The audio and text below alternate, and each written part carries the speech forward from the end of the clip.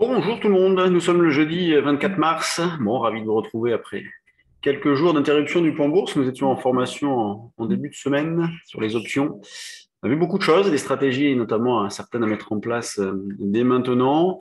Pour jouer quoi? Bien, pour jouer une poursuite de l'hésitation. On s'attend toujours à ce que l'évolution reste nerveuse et comme on l'indique depuis pas mal de temps déjà, nous sommes dans une phase d'attente plutôt positive d'ailleurs, d'attente de nouvelles, hein, d'un nouveau catalyseur, de nouvelles euh, en provenance des discussions entre l'Ukraine et la Russie, et donc des marchés qui sont dans cette phase d'attente positive avec, comme je l'ai indiqué sur BFM en début de semaine, une volatilité implicite qui a énormément baissé.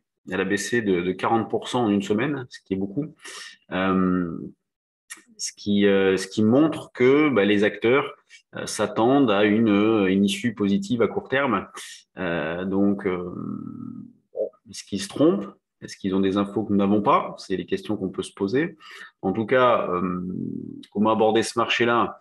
Eh bien, toujours sans s'enfermer dans un directionnel marqué.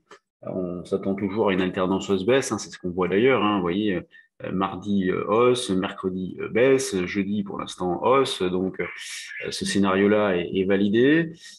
Comme développé hier sur BFM, on a pas mal de situations de contre-signaux moyen-long terme sur les valeurs et sur l'indice, avec un potentiel de hausse peut-être épuisé à l'approche des 6007.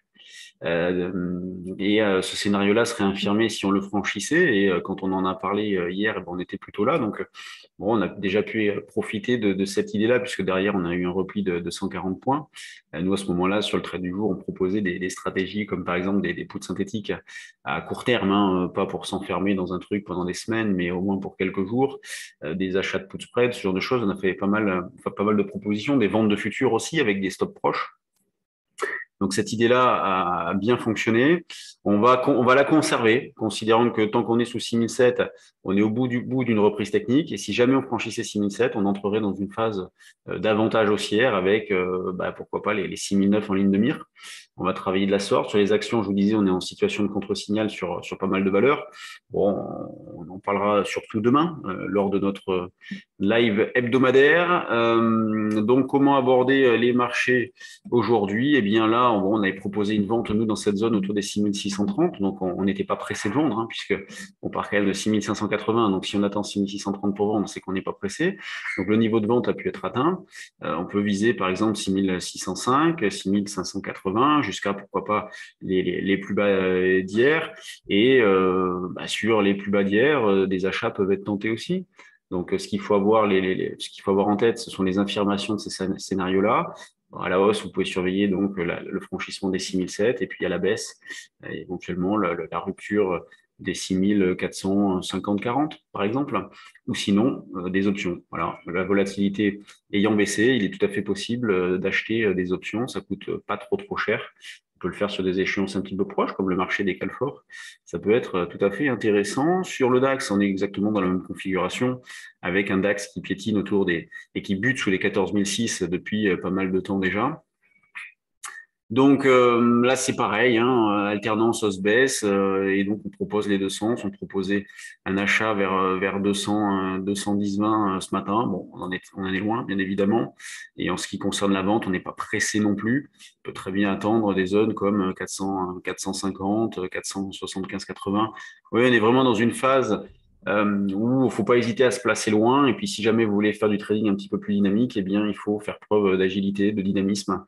On tente, ça confirme pas, on sort et puis on commence un peu plus tard ou sur des signaux. Vous voyez, hier, le signal des moyenne mobile, pour ceux qui le connaissent, a bien fonctionné dans la mesure où il s'est déclenché à la vente par là et puis durant toute cette phase-là, vous voyez, durant l'essentiel du repli d'hier, il s'est jamais déclenché jusqu'à ce qu'on atteigne 6550. Donc, ça a été assez propre techniquement. L'eurodoll reste toujours un petit peu lourd, et là il revient un petit peu en arrière. On a bien validé la résistance des 1,11, 1,1140 autour de laquelle nous on a fait une articulation. Tant qu'on est dessous, plutôt baissier, et au-dessus, on va dire qu'on tendrait vers du neutre. Donc On a bien validé cette résistance-là. L'eurodoll est bien revenu en arrière. Pour l'instant, il tient sur autour des 1,0960. Et donc, bon, on continue de travailler à la vente et pourquoi pas un 10-13 hein, pour ce début de séance. Volatilité qui a augmenté sur l'eurodoll. Donc, il y a des petites choses à faire. C'est pas la folie non plus, mais il y a des petites choses à faire. En revanche, sur les actions, il y a beaucoup de choses à faire. Là, sur le trade du jour, on a proposé pas mal de valeurs. Il y a vraiment il y a plein de dossiers qui donnent envie. Jusqu'à présent, on proposait des achats sur repli et là, depuis quelques jours, on a déclenché les signaux.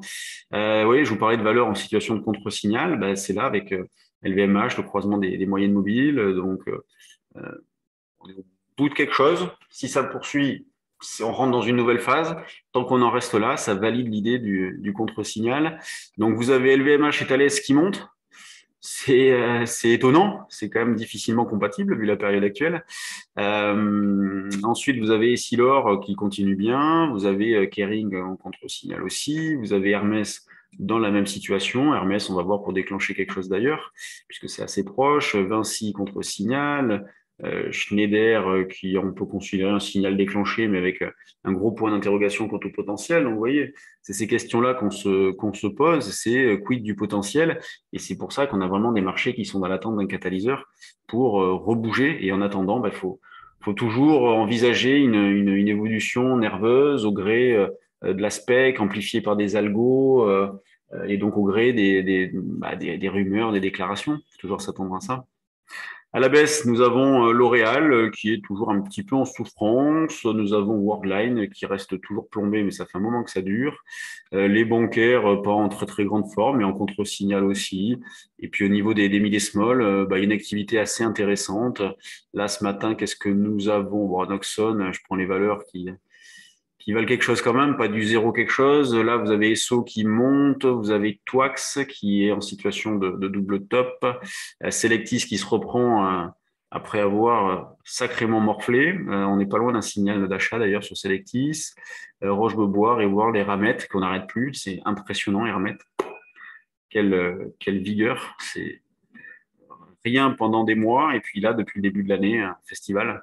Carmat en souffrance aussi. Bon, de toute façon, Carmat, à la moindre annonce, elle prend 25, elle se dégonfle derrière, encore 25, je suis gentil.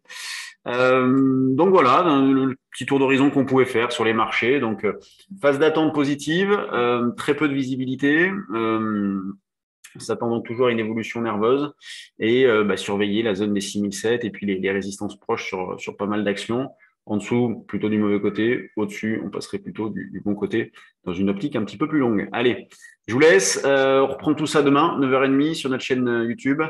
Merci de votre fidélité, de votre intérêt et à demain. Salut à tous.